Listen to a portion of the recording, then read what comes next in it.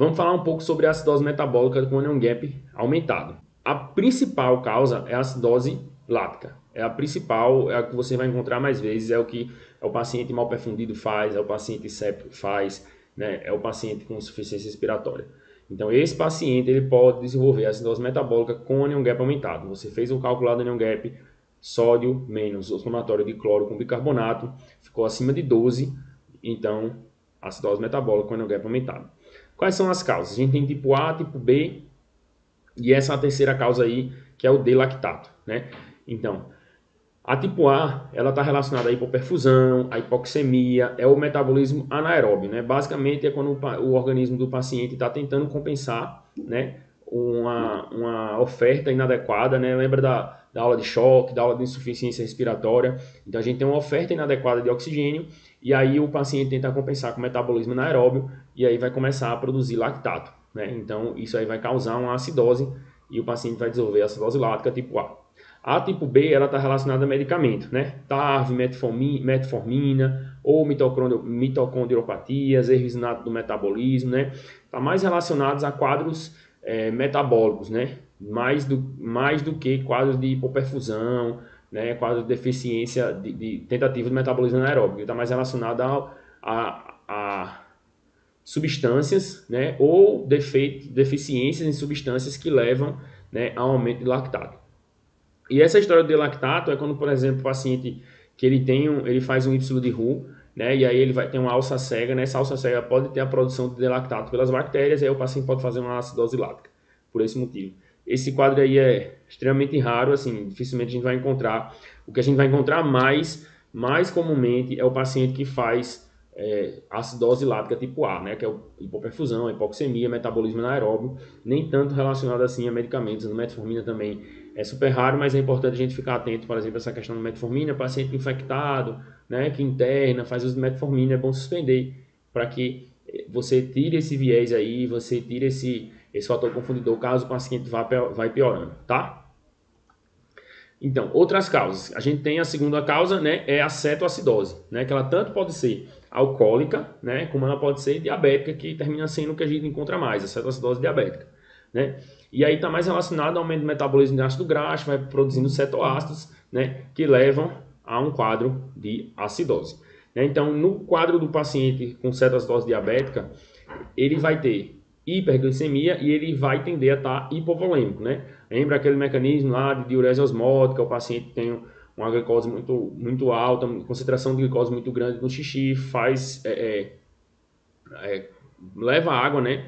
Faz com que a urina aumente, né, o volume de urina, o paciente vai tender a hipovolemia, tá? E a cetoacidose alcoólica, né, ele pode estar mais relacionado ao paciente que é grande etilista, que não se alimenta, né? Então ele não tende a estar hipovolêmico, e o paciente também tende a ter deficiência de outros eletrólitos, ele termina perdendo muitos outros eletrólitos porque ele é muito mal nutrido, é o paciente emagrecido, é o paciente que ele pode ter outros estigmas, né, de etilismo crônico, né? Então o paciente pode chegar com alucinação, né, principalmente em relação a bicho, pode ter alterações relacionadas à vitamina B, né? Então, neuropatias, ter doenças de pele. Então, é um paciente que vai ter outros estigmas aí associados ao etilismo. É uma forma da gente diferenciar uma cetoacidose da outra, tá? Outra causa de cetoacidose, de acidose metabólica com anion gap aumentado é a ingesta de tóxicos, né? A gente viu recentemente aí o etilenoglicol, né? Que acometeu alguns pacientes em Minas Gerais. Então, é uma acidose metabólica com anion gap aumentado, né? No caso específico do álcool isopropílico, o anion gap ele vai ser normal, mas geralmente quando tem tóxico, né, existe o anion gap urinário, ele está alterado, né? Aliás, o gap osmolar ele vai estar urinário, ele vai estar aumentado, tá? O gap osmolar vai estar aumentado porque a gente vai ver que a osmolaridade que é medida, né, que a máquina dá com a osmolaridade que você calcula, ela é diferente. Então isso aí mostra pra gente que existe alguma substância que está alterando a osmolaridade do paciente. E geralmente são substâncias tóxicas como os álcools, né? Etilenoglicol, metanol, álcool isopropílico. Tá certo?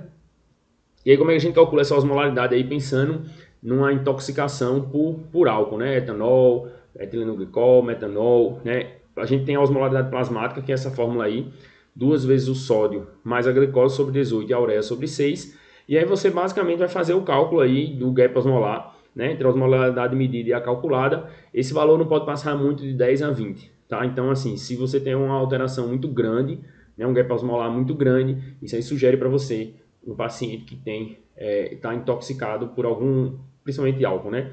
Então, às vezes intoxicação exógena, o paciente tomou algum líquido diferente, né? Então, assim, você pega um paciente com acidose metabólica, né? Você admitiu o paciente na emergência, o paciente tomou alguma coisa que você não sabe o que é, fez a gasometria, né? Fez aquela avaliação inicial, fez a gasometria, o paciente tem uma acidose metabólica, com o gap aumentado, você fez o cálculo lá, a osmolaridade, você olhou a osmolaridade na, no, na, no resultado da gasometria, né?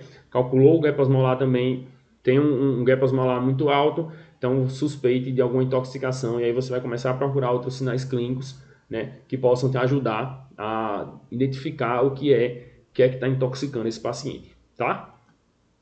Outra causa de acidose metabólica com NO-gap aumentado é o uso de salicilatos, né? Geralmente por intoxicação, assim, o paciente fez uso muito grande de AS, então é o paciente que você que tem um quadro também de intoxicação exógena, né? O paciente que chega com tentativa de suicídio, tomou uma cartela toda de AS, tomou várias cartelas, então esse paciente ele pode chegar com acidose metabólica com NO-gap aumentado. Se ali tem até 1 hora da ingesta dos medicamentos, você pode tentar fazer carvão ativado, lavagem, se não, suporte, tá? E esperar o organismo compensar, né? Lembrando que todo caso de intoxicação é interessante a gente ligar para o CEATOX, né? Ligar para o órgão responsável para que ele oriente melhor a conduta e que ele direcione melhor o que é que o paciente vai precisar, beleza? Outra situação, né, a insuficiência renal, né, no quadro mais avançado, ele pode fazer acidose metabólica com NO-gap aumentado porque o rim não consegue mais eliminar ácido, né? Então, nessa situação, o paciente faz uma acidose metabólica com o NO-gap aumentado também, tá?